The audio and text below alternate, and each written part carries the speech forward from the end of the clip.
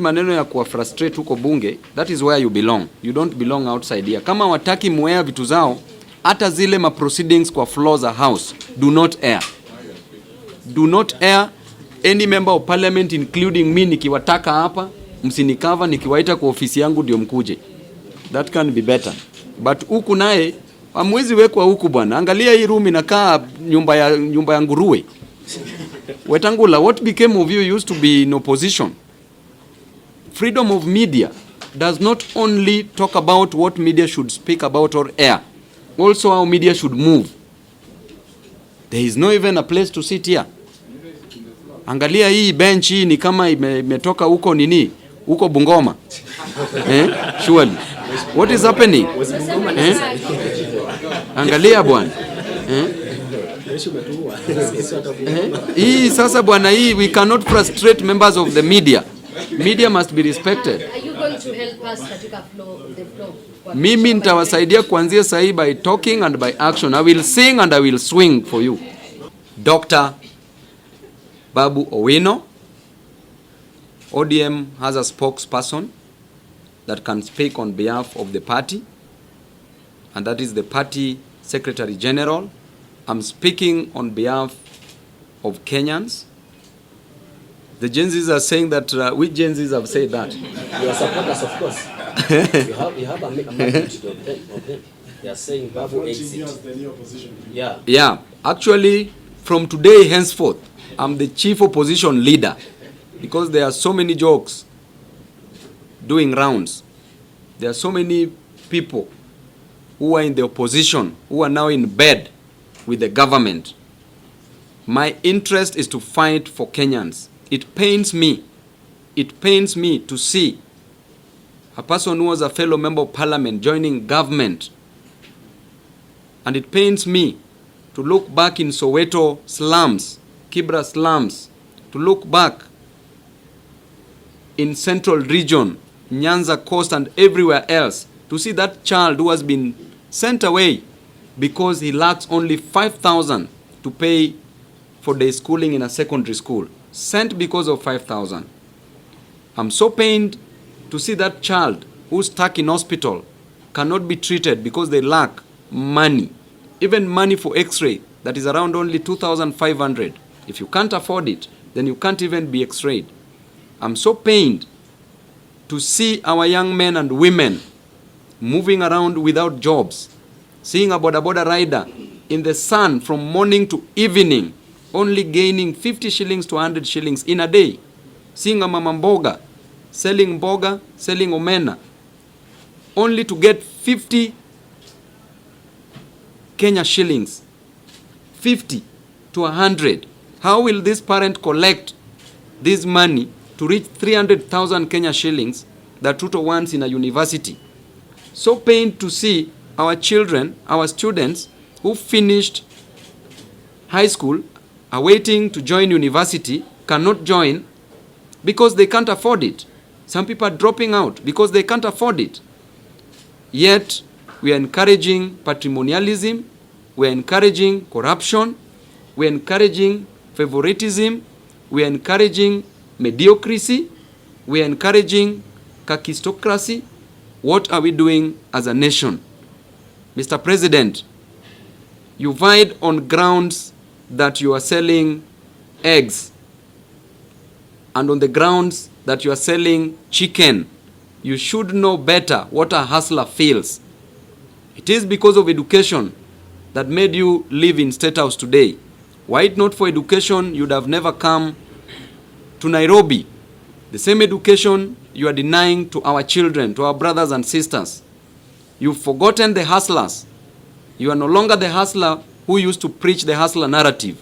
What happened to you? Instead of just giving direct orders, instead of just employing people who are merit-based, who are capable of delivering services, because you have the resources, you borrowed enough money. We've never seen any single project done, completed from the time you got in. What is happening with you? Instead, you are turning your back against. You are turning your back on your people. There can never be a government without a population that you are killing now. And this was a decision that was made during the Montevideo conference, that the characteristics of a state, number one, there must be a definite population. Why are you killing the population? What will you have to govern? The new face of cabinet does not meet any demand, not of the Gen Zs, not obeying even the 2/3 gender rule as enshrined in the Constitution, as envisaged in the Constitution. It goes against the tenets of the apex of the law clearly. And I told you, even persons with disabilities are not considered. The only disability that President has considered is mental disabilities that he has decided to nominate in the cabinet. We want other persons with disabilities to be considered within the cabinet. President Ruto has turned Kenyans against each other. Now he is trying to isolate some tribes and some ages and some regions to divide us some more. I want to say categorically that President Ruto is the real problem in this country. He is the real problem that this country is facing. He is the stumbling block to the modest reforms Gen Zs are asking for. Before sharing power in a cosmetic overhaul, we demand from Ruto these bare minimums.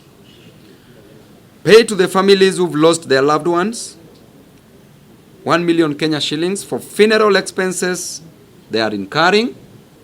Number two, compensate the bereaved families at 10 million Kenya shillings each for the excruciating pain, agony, and suffering you have put them through. Declare a mourning day and hold a national funeral service mass in honor of the patriots you have killed.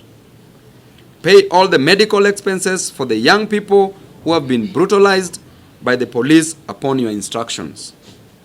Release all the young Kenyans that you abducted and continue to hold incommunicado. Release them today. Drop all the trumped-up charges you have pressed against innocent Kenyans who were arrested while calling for good governance of their country. Mr. President, you don't seem to get it. Young Kenyans are mad and angry and stressed, and they can't believe you just can't get a single thing right out of their modest demands.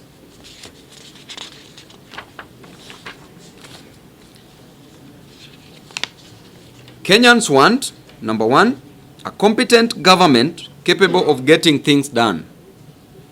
They want government positions to be well thought out, well structured, and staffed with public-minded,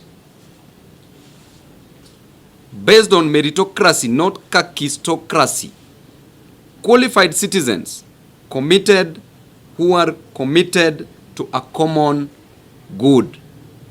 They want you to address the rampant looting of public resources.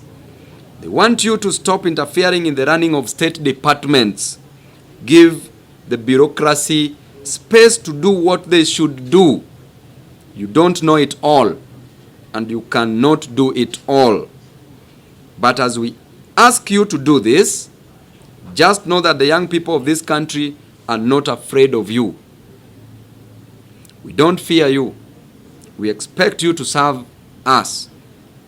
Remember, the most important office in a democracy is the citizen. We, the people, can choose to exercise our sovereign power directly. We said clearly that those who have been injured, the medical bills should be taken care of by the government and also should be compensated because of the infringement of their right to demonstrate. And if we can't do that, there's a process, a judicial process, that is going to take place to file for a constitutional petition. And number one, the orders we shall seek is declaration of violation of human rights. There shall be, we shall seek compensation. There shall be damages that we shall want. And that cost of litigation shall be borne by the respondent, that is the state. Now I shoot my first question.